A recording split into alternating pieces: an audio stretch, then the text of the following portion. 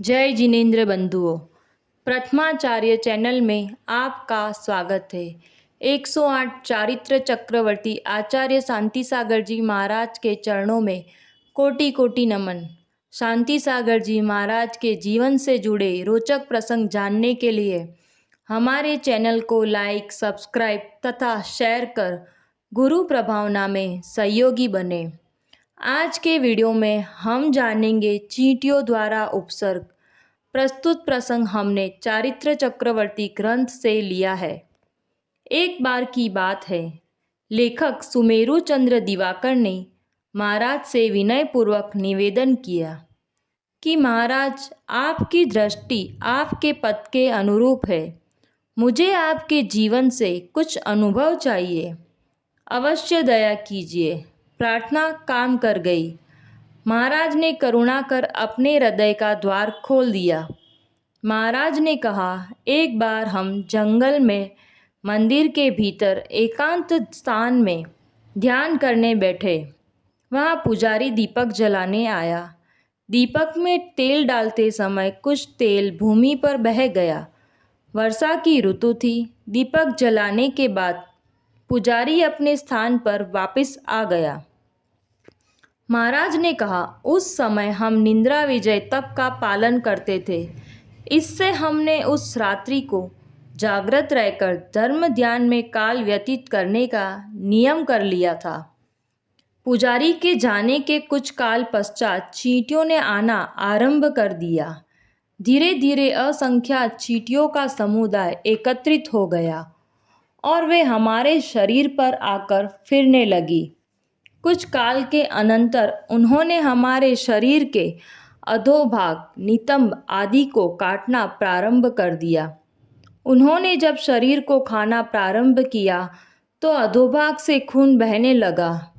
उस समय हम सिद्ध भगवान का ध्यान करते थे। रात्रि भर यही अवस्था रही आई। चींटियाँ नोचकर शरीर को खाती जाती थी। कभी एकाध चींटी शरीर में चिपक जाती है, तब उसके काटने से जो पीड़ा होती है उससे सारी देह व्यतीत हो जाती है।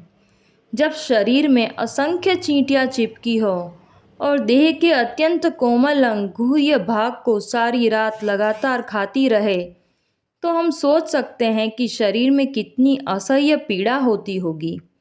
मगर आचार्य शांति सागर ठहरे आत्माराम बिना प्रतिकार किए अपने शरीर को ही पर पदार्थ की तरह देखते रहे। उनकी आत्मा वैराग्य तथा भेद विज्ञान के भाव से परिपूर्ण रही होगी।